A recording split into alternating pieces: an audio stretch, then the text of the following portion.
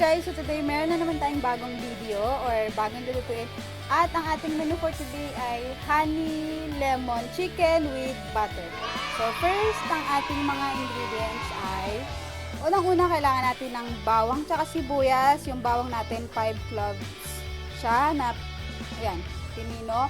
Next, yung ating 2 tablespoon melted butter at yung ating 1 cup na honey. Then, yung ating, syempre, mantika sa pagprito. Tapos, yung ating 2 tablespoon of brown sugar. Then, syempre, yung ating lemon. Yung katas lang naman yung gagamitin natin dito. Yung juice niya. Then, yung ating 2 tablespoon of soy sauce. Tsaka, pangtimpla natin na paminta. Tsaka yung asin natin. Then, syempre, yung ating chicken na 1 kilo. Itong chicken na to, minarinate ko siya overnight ng lemon juice, pati yung zest ng lemon, sinama ko din, and then nilagyan din natin siya ng paminta at saka asin. So game, let's start cooking. So una, ipakita ko muna kung paano natin siya minarinade, no? So una, itong 1 kilong chicken natin is imamarinate natin sa ating lemon. Una, yung lemon natin, kukunin natin yung zest niya, and then ginamitan ko lang siya nitong ating pang-grate ng cheese.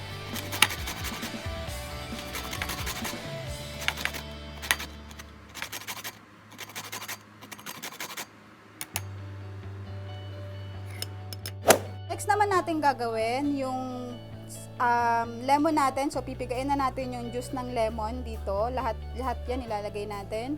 And then, pag nailagay na natin yan, pati yung zest na ginawa natin kanina, ibubudbud din natin dito, tapos titimplahan din natin ng konting asin at saka paminta, and then, ibababad na natin siya overnight. Or kung gusto nyo na mas malambot yung chicken, pwedeng pakuluan nyo muna yung chicken bago nyo siya i-marinade overnight.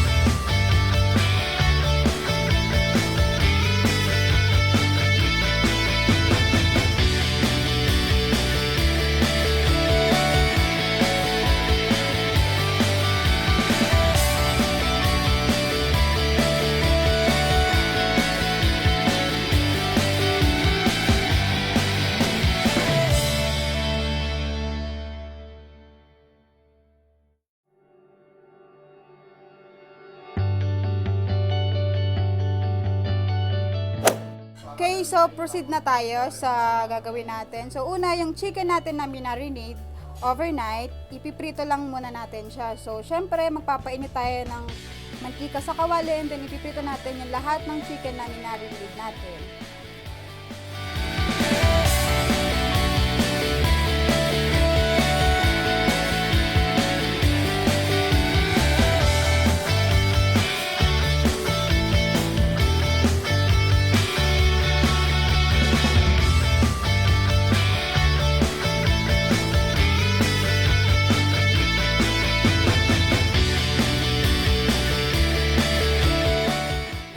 Natin siya pagluto na yung kabilang side naman yung gamitin natin. Hindi pala ako nag-deep fry para hindi siya masyadong mamantika yung chicken, kasi pag deep fry para sa akin lahat parang ang dami niya nakukuha ang mantika, so dito konti lang. So yan, pag okay na yung chicken, naprito na natin siya, i-set aside lang muna natin siya.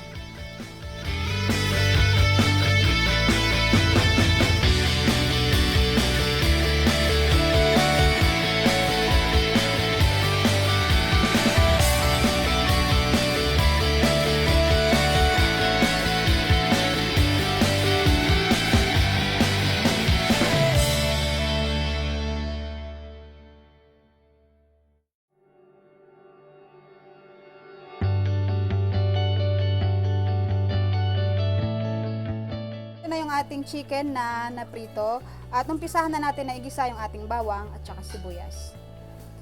Then, sa isang hiwalay na kawali, yung ating melted butter, ilalagay na natin dito. At tapos, igigisa natin yung ating bawang at saka sibuyas.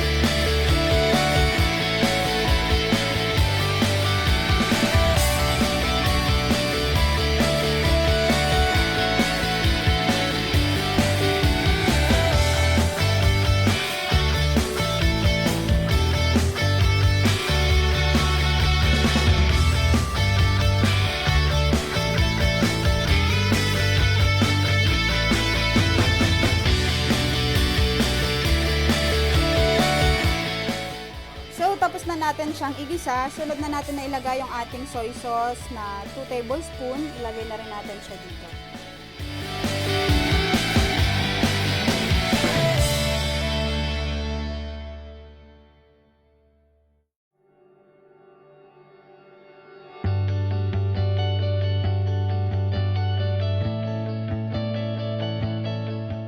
Then, haluin lang natin sandali. Tapos, yung ating lemon na isang piraso kanina, ilagay na natin dito. So, ang ginawa ko, kinuha ko na yung juice ng lemon para madali lang siya isalin. So, ayan yung lahat ng isang piraso. Lagay lang natin siya at haluin saglit.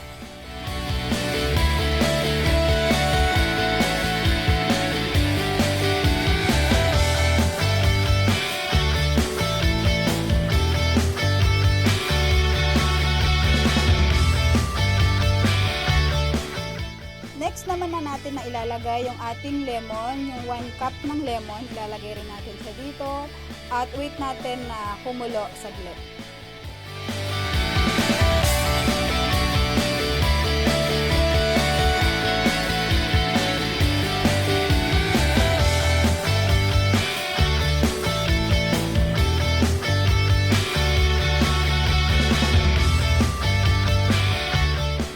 Kumulo na ng konti yung ating honey. Isunod na natin yung ating 2 tablespoon ng brown sugar.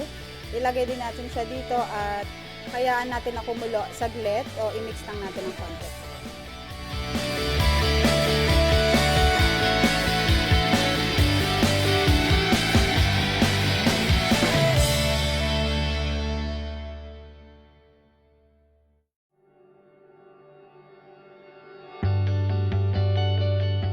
Next, pwede na natin siyang timplahan ng asin at saka paminta or kung ano gusto nyo, pwede nyo rin siyang lagyan kahit na konting magic sarap, pwede naman. Pero sa amin siguro wag na lang, asin saka paminta, okay na. Dagdagan lang ng konting asin pa kasi medyo matamis siya.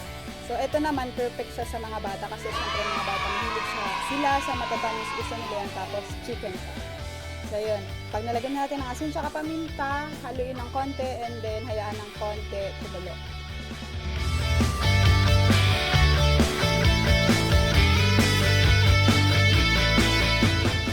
Next, kapag kumukulo na siya, ayan, so na-adjust nyo na yung lasa, okay na sa inyo yung lasa nun.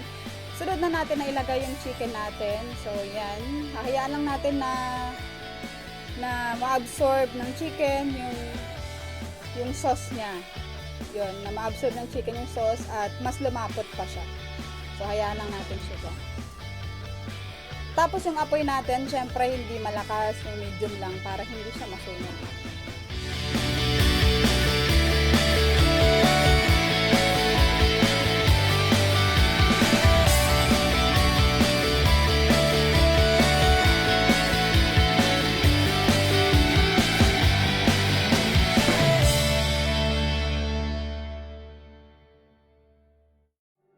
Habang hinihintay natin na lumapot yung sauce or manuot yung sauce doon sa chicken, balik-balik rin natin siya para pantay yung lasa niya.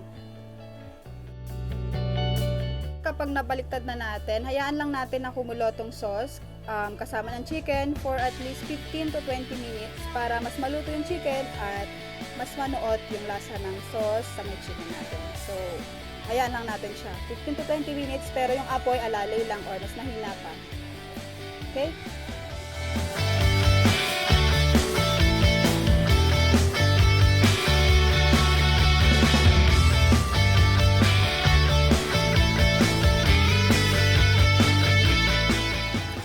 At syempre, luto na yung ating honey lemon chicken with butter. So, pwede na natin patayin yung apoy. At maraming salamat sa lahat ng nanood. Sana ay nagustuhan nyo ang video na ito. At kung nagustuhan nyo ang video na ito, please give us a thumbs up. At kung hindi ka pa po nakapag-subscribe, mag-subscribe ka na. Thank you and bye!